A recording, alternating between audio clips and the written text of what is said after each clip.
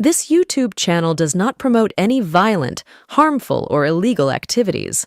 All content provided by this channel is meant for an educational purpose only.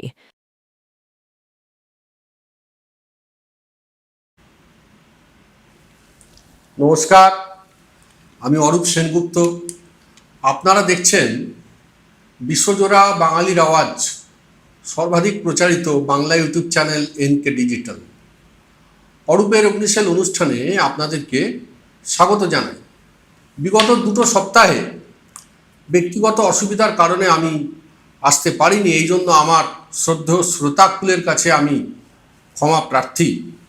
আমি বিগত বেশ কয়েকটা সপ্তাহ ধরেই এই দেশ এই সময় এই শীর্ষকে অনুষ্ঠান করছি মূলত 2টো কারণে। এক, আমাদের রাজ্যে আগামী বছর বিধানসভা নির্বাচন, আর 2, এই নির্বাচনের প্রাক্কালে প্রচলিত সংবাদ মাধ্যমের লজ্জাস্কর এক পেশে সাংবাদিকতা। এই 2টো কারণে আমাদের এই অনুষ্ঠান। আমাদের দেশে ত্রিস্তরীয় গণতন্ত্র, একেবারে প্রথমেই লোকসভা, দ্বিতীয়তে আছে বিধানসভা, তৃতীয় পৌরসভা ও নিগম। স্বর্গীয় প্রধানমন্ত্রী রাজীব গান্ধীর চিন্তনের ফসল আমাদের ত্রিস্তর পঞ্চায়েতি বন্দোবস্ত। আজ এই বিষয়ে এপিসোড করতে বসিনি, তাই বিশদে যাচ্ছি না। মূলত আমি যেটা লক্ষ্য করছি, বিগত প্রায় 7-8 বছর হবে সারা দেশের মেইন স্ট্রিম মিডিয়ার কীরকম একটা যেন মগজ ধোলাই হয়েছে। সেই যেরকম মন্ত্র ছিল কৃষকের এক, মজুরের এক ইত্যাদি, সেই রকমই বিজেপি শাসিত রাজ্যের এক, অবিজেপি রাজ্যের এক, কি বিচিত্র। আমরা তাই আমাদের ক্ষুদ্র সামর্থ্য নিয়ে চেষ্টা করে চলেছি সৎ ও সঠিক সংবাদ নিয়মিত আপনাদের সামনে তুলে ধরবার। এই নিকৃষ্ট মানের সাংবাদিকতা এখন উত্তরোত্তর বৃদ্ধি পাবে।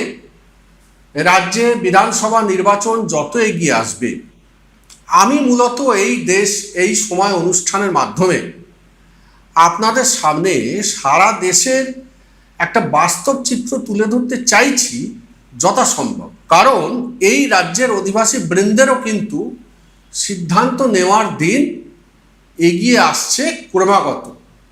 আর কয়েকটা মাস পরেই রাজ্যে বিধানসভা নির্বাচন। আমাদের রাজ্যে সাম্প্রতিক অতীতের তো একটা বিচ্ছিন্ন ঘটনায় আমি ব্যক্তিগত স্তরে যারপন্নায় ব্যথিত, সে যাদবপুর হোক কিংবা কসবা। আরজিকর কাণ্ড আমাকে অন্তত এই স্বস্তি দিয়েছে যে বিচার হয়েছে, কিন্তু একটাও ঘটনা ঘটবে কেন? এইরূপ তো ছিল না আমাদের রাজ্য। আমাদের সংস্কৃতি, আমাদের কৃষ্টি এরূপ ছিল না। একটা ভিনদেশি, বাংলার সাথে সম্পৃক্ত নয় এইরূপ জীবনশৈলী বড় তাড়াতাড়ি যেন গ্রাস করছে আমাদের। এর থেকে নিষ্ক্রমণ আসু প্রয়োজন। এই বিষয়ে পরপর অনুষ্ঠান করছেন এই চ্যানেলে আমার অগ্রজ যারা আছেন।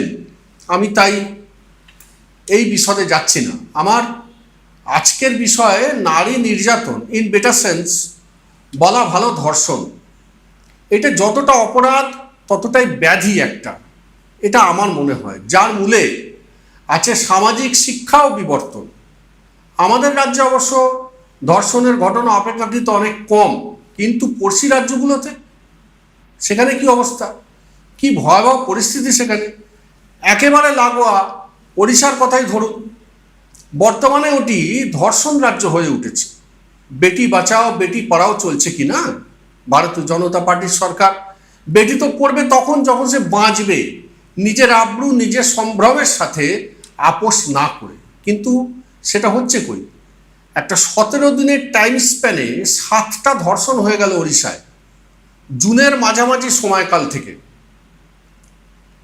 একটা 20 বছরের বাচ্চা মেয়ে নিজের অধ্যাপকের বিরুদ্ধে সেক্সুয়াল হ্যারাসমেন্টের গুরুতর অভিযোগ জানালো বারবার ফকিরমোহন কলেজের কর্তৃপক্ষকে।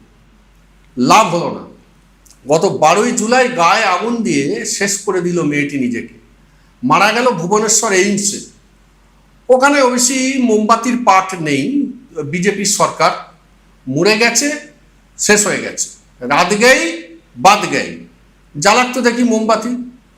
কোথায় যে ঢুকিয়ে দেবে ওই মোমবাতি সে আর খুঁজে পাওয়া যাবে না।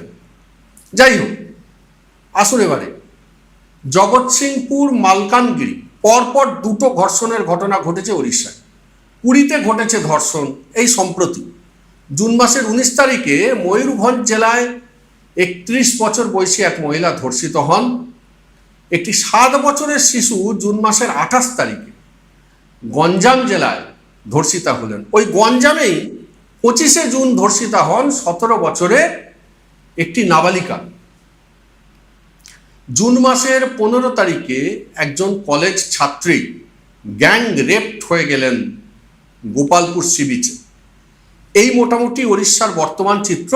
বিজেপির শাসনে মোমবাতি ওখানে পাওয়া যায় না, সব পাবেন এই বাংলায়। রাতের বেলায় বাড়ি থেকে খেয়ে দে একেবারে চল পানসি বেলগড়িয়া, চালাও প্রতিবাদ, ঢালাও প্রতিবাদ, মঞ্চের সামনে প্রতিবাদ, পেছনে প্রতিবাদ। আপনারা সবই জানেন। আসলে কি জানেন, যথাবিহিত প্রতিবাদ হলো সুস্থ গণতন্ত্রের আয়না। আমাদের কাছে প্রতিবাদ হয়, বিচ্ছিন্ন ঘটনারও প্রতিবাদ হয়। সেই প্রতিবাদ অনেক সময় স্বতঃস্ফূর্ত হয়, কারণ এই বাংলায় গণতন্ত্র বিরাজমান।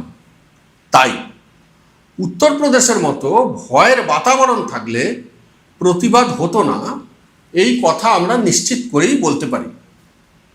এখানে সেই ভয়ের বাতাবরণ নেই। যাই হোক, পড়শি রাজ্য ওড়িশা তো হল, যেখানে শ্রীক্ষেত্রের পুণ্যভূমিতেও মহিলারা ধর্ষিতা হচ্ছেন বারে বারে। এইবারে আসুন গুজরাটের একটা ঘটনায় আপনাদের দৃষ্টি আকর্ষণ করতে চাইছি। গুজরাট, ভালো করে শুনুন। জুলাই মাসের 9 তারিখে একটা সংবাদ প্রকাশিত হয়েছে দ্য টাইমস অফ ইন্ডিয়াতে। মোদি রাজ্য গুজরাটের সুরাটে একটি 16 বছরের মেয়ে ধর্ষিতা হয়েছে। ধর্ষণ করেছে তারই নিজের ভাই। মেয়েটি তার বাবা মাকে শারীরিক অসুবিধার কথা জানায় এবং তারপরে ডাক্তারের কাছে গেলে সব স্পষ্ট হয়। পুলিশ ওই নাবালকের বিরুদ্ধে ভারতীয় ন্যায় সংহিতার 64(2) এবং 75(2) ধারা এবং protection of children from sexual offences অর্থাৎ পস্কো আইনের 7টা ধারায় মামলা রুজু করেছে। এই ঘটনাকে আপনারা কি বলবেন? এইটা কি প্রশাসনিক ব্যর্থতা? আমার অন্তত সেটা মনে হচ্ছে না। যদিও এইরূপ ঘটনা যদি পশ্চিমবঙ্গে ঘটে, তাহলে তো তথাকথিত মিডিয়াকুলের পোয়া বারো, ঘন্টায় ঘন্টায় ঘন্টাখানেক হবে। কিন্তু এনকে ডিজিটাল সেই পথে হাঁটতে চাইছে না। আমরা চাইছি এই ব্যাধির নিরাময় হোক। ধর্ষণ অনেক সময়তেই সংঘটিত হয় একেবারে ব্যক্তিগত স্তরে, যার মধ্যে বেশ কিছু ঘটনা আমাদের গোচরেই আসে না। কিন্তু যে ঘটনাগুলো জনসমক্ষে আসছে তার দৃষ্টান্তমূলক শাস্তির প্রতিবিধান করতে হবে। সেইটা না হলে তখন হয় প্রশাসনিক ব্যর্থতা। অর্থাৎ কুলদীপ সিং সেঙ্গার, ব্রিজভূষণ, এইগুলো প্রশাসনিক ব্যর্থতা বা নিজেদের দলের নেতৃত্বকে আড়াল করবার ঘৃণ্য প্রচেষ্টা। গত মে মাসের 23 তারিখে মধ্যপ্রদেশের খান্ডোয়াতে ঘটেছে একটা নৃশংস ধর্ষণ এবং হত্যা। বিজেপি রাজ্য এক 45 বছর বয়সী আদিবাসী মহিলাকে ধর্ষণ করেন হরি পালভি আর সুনীল ধুরবে নামক দুজন। তারপরে ওই দুই মানুষরূপী জানোয়ারের নৃশংস অত্যাচারের ফলে ওই মহিলার ব্যাপক রক্তক্ষরণ হয় এবং ওই কুর্কুসেনের আদিবাসী মহিলাটির মৃত্যু হয়। আমাদের কাছে স্থানীয় পোস্টমর্টেম হেড ডাক্তার সীমা সুতের বিবৃতি আছে। সেই নৃশংসতার ইতিহাস আপনাদের সামনে তুলে ধরতে চাইছি না, কারণ আমরা এখানে মৃত্যুর বেসাতি করতে বসিনি চেঁচামেচি করে এই দেখুন কতটা ভয়ঙ্কর না। পরিশেষে একটা কথা বলবো, সারা দেশে যেখানেই ঘটুক ধর্ষণের ঘটনা, দোষী দৃষ্টান্তমূলক শাস্তি হোক। আমাদের মাননীয় মুখ্যমন্ত্রী অপরাজিতা বিলের জন্য লড়াই করছেন, কিন্তু কেন্দ্রীয় স্তরে অনুমোদন প্রয়োজন। সেইখানেই তো গলদ। এই অনুমোদন দিলে তো ঠকবাসতে গাঁ উজাড় হয়ে যাবে। উত্তরপ্রদেশের মন্ত্রিসভাই তো থাকবে না। কেবলই হলুদ সাংবাদিকতা নয়, কেবলই মৃত্যুর বেসাতি নয়, কেবলই মিথ্যার বেসাতি নয়, কেবলই রাজনৈতিক স্বার্থ চরিতার্থ নয়, আমাদের সহনাগরিক যে কোনো মহিলার প্রতি এই ঘৃণ্য আচরণ বন্ধ হওয়া দরকার। যে রমণী আমার বাড়ির ভিতরে আমার মা, আমার ভগিনী, আমার সহধর্মিনী, সে যেন রাস্তায় নামলেই কারো চোখে ভোগ্যপন্ন না হয়ে পড়ে, এইটা সুনিশ্চিত করা প্রয়োজন।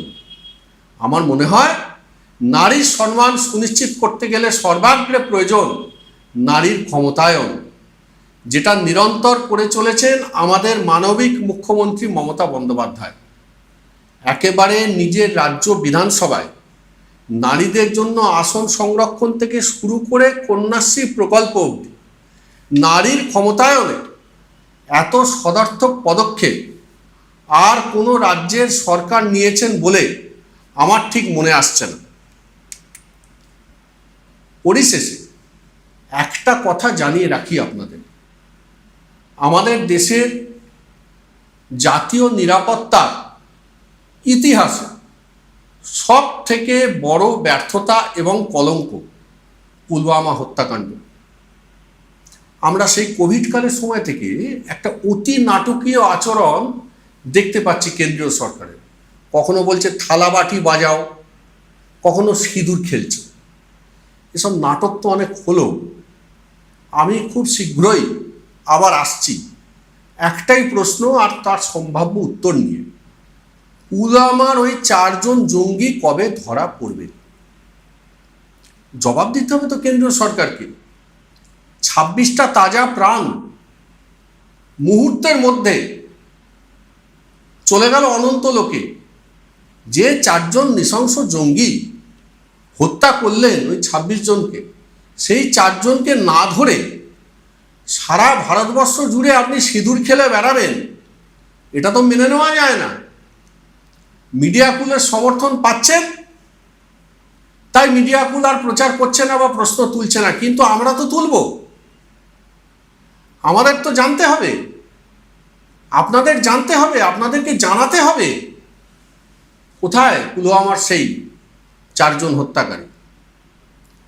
আমি হলুদ সাংবাদিকতা নিয়ে, যেটা ইয়েলো জার্নালিজম বলে সংবাদ জগতে সমধিক পরিচিত, সেইটা নিয়ে বেশ কয়েকদিন ধরেই আপনাদের সমীপে আসছি এবং কথা বলছি।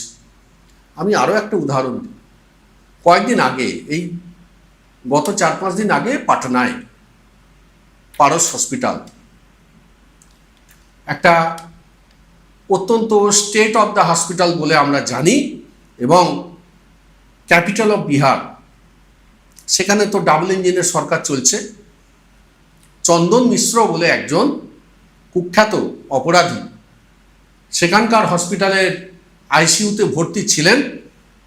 5 জন আততায়ী রিভলভার নিয়ে সেখানে যান সকালবেলা 7টা 15, যখন ভিজিটিং আওয়ার্স নয়। তারা কি করে ঢুকলেন সে প্রশ্ন রয়ে গেল। তারা ওনার কেবিনে ঢুকলেন, গুলি চালালেন, কি করে নিরুপদ্রবে বেরিয়ে গেলেন সেই প্রশ্নও রয়ে গেল। বিহার পুলিশ তার 3 থেকে 4 দিন পরে আমাদের রাজ্য পুলিশের সহযোগিতায়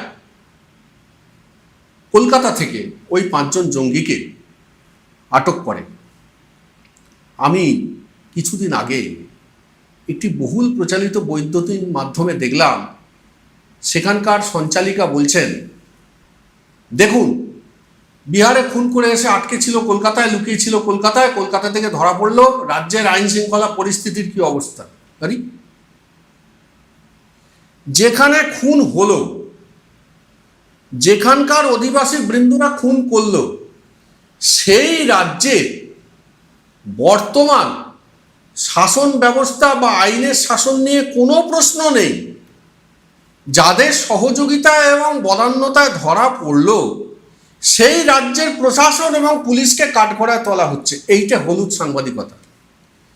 একবারও তাদের সাহস হলো না, যেদিনকে এই দুর্ঘটনা ঘটেছে পারস হসপিটালে, তার পরের দিন দেশের প্রধানমন্ত্রী হাসতে হাসতে নির্বাচনী জনসভা করে এলেন, ওই বিহারের মতিহারিতে গিয়ে একটি কথা উচ্চারণ করলেন না এই দুর্ধর্ষ হত্যাকাণ্ড নিয়ে। আপনারা প্রশ্ন করবেন না? আপনাদের মনে প্রশ্নের সঞ্চার হবে না? কে তুলে ধরবে আপনাদের কথা, কে তুলে ধরবে আমাদের কথা, কে তুলে ধরবে সাধারণ মানুষের কথা? আসবো আবার এই নিয়ে পরবর্তী অরূপের অগ্নিশাল অনুষ্ঠানে। আপনারা সবাই ভালো থাকবেন। আজকে এই পর্যন্তই, নমস্কার।